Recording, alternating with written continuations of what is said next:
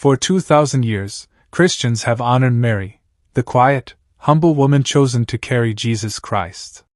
Her life changed the direction of history. But her death, or what truly happened at the end of her earthly life, remains one of the most mysterious questions in Christianity. Her final moments were never recorded in the Bible. There is no clear Roman document, no eyewitness writings, no confirmed tomb inscription. Instead, what we have are scattered traditions, ancient stories, secret manuscripts, and early church debates that reveal one shocking truth. Something about Mary's departure from this world was so extraordinary, so confusing, and so hard to explain, that history itself struggled to record it.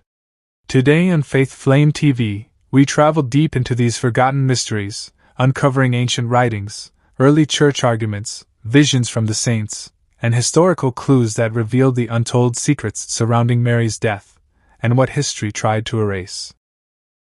Stay with me until the end. Each mystery unlocks the next one. In the ancient world, important deaths were documented. Kings had scrolls. Rabbis had stone records. Roman citizens had burial logs. Mary was not just important.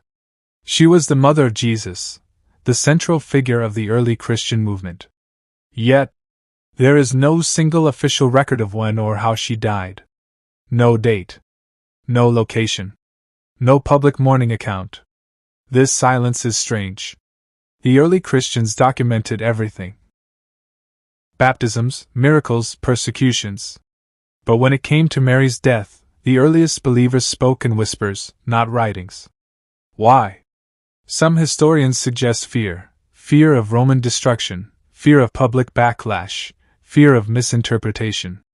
Others believe Mary's death was not ordinary, and what happened to her body was unlike anything the world had ever seen. And so, instead of writing publicly, early Christians preserved her story through hidden traditions that survived in monasteries and private writings for centuries. To understand her death, we must understand where she spent her final years. Early writings agree on two possibilities. 1. Jerusalem, in the care of the Apostle John. According to early Christian communities, Mary stayed in a quiet stone house near Zion. Here, she lived a life of prayer, fasting, and reflection.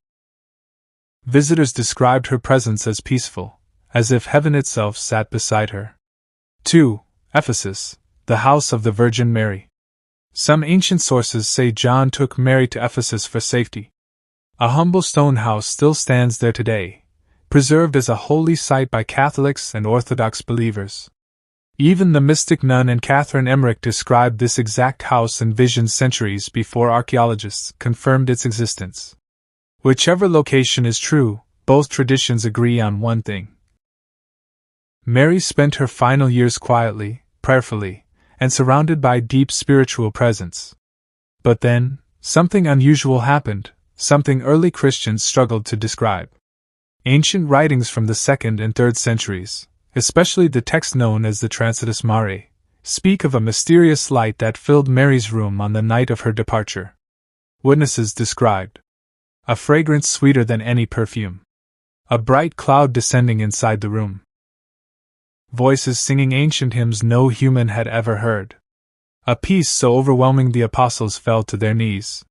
Some said the light came from heaven itself.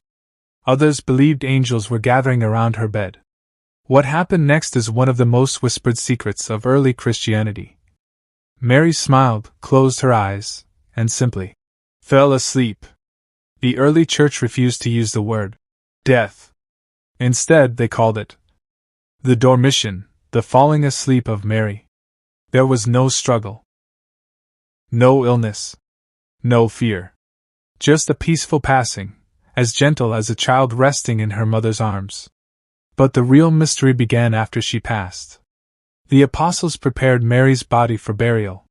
Perfumes, oil, white linen cloths. She was placed in a stone tomb, similar to the one Jesus was laid in.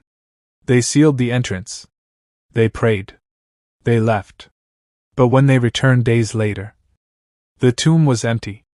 No body. No bones. No signs of decay. No natural explanation.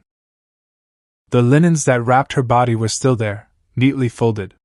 Just like the resurrection morning of Jesus. This event shook the early Christian world. They didn't know how to explain it. Had her body been taken? Had she risen? Had she been carried away like Elijah? The truth was bigger than all of these theories. Multiple ancient writings, from the east and west, say the same thing. Mary's body did not remain in the earth. Some apostles claimed they saw her in a vision of glory, rising above the clouds, her face shining like sunlight on water. Others wrote, "She was taken by angels. Her body knew no corruption. Death could not hold her." These testimonies became the foundation for the belief that Mary was lifted body and soul into heaven. But before we call it assumption, there is another mystery history tried to erase. In the early church, bishops and theologians debated Mary's death intensely. Some said she died. Some said she never died. Some said she died but instantly rose. Some said she was taken without tasting death at all. The debate became so intense that for centuries, church leaders avoided writing publicly about it. They feared that people would misunderstand the mystery. Critics would accuse Christians of inventing myths. The truth would divide the church. So the story remained whispered, taught only through private writings and oral tradition. It was only centuries later that churches openly declared Mary was taken into heaven, body and soul, by divine action. But even that didn't settle the mystery. Dozens of holy figures in Christian history have known tombs. Peter, Paul, John, Mary Magdalene. But Mary's tomb remains empty, unclaimed, and untraceable. The early Christians were extremely protective of her burial place. Some believe the apostles kept it hidden to protect it from Roman destruction. Others say God himself prevented anyone from knowing the exact location, because a tomb for Mary would become the most visited shrine in history, and possibly even a place of idolatry.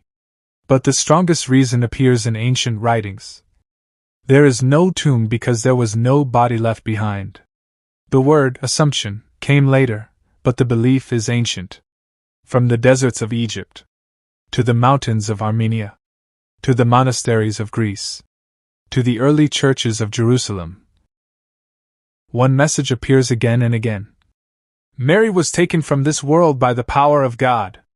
Some visions describe angels lifting her. Others describe Jesus himself calling her home. None describe decay. None describe corruption. If Jesus rose, if Elijah was carried into heaven, if Enoch did not experience death, then the early church believed Mary's departure was a divine sign. Death has no power over a woman who carried life itself. Whether you believe she died peacefully, or fell asleep, or was lifted without death, her story carries one message. God does not forget those who serve him with humility. Mary lived a quiet life, no wealth, no glory, no fame. She carried burdens few people could imagine. She watched her son suffer. She remained faithful to the end. And in the most mysterious, beautiful, and hidden way, God honored her beyond the limits of death. Her story reminds us that humility is never forgotten. Obedience is never wasted. Suffering is never unseen. Faith is always rewarded. This is why early Christians whispered her final story in reverence. Because Mary's end was not the end. It was a beginning, a return home. Thank you for joining today's deep journey into faith and mystery. If you learned something new, if your heart was touched, or if you want more powerful Christian mysteries, hit like, subscribe, and turn on notifications for Faith Flame TV. Tell us in the comments, which part of Mary's final mystery touched you the most? Until next time, stay blessed, stay faithful, and keep the flame burning. Fire.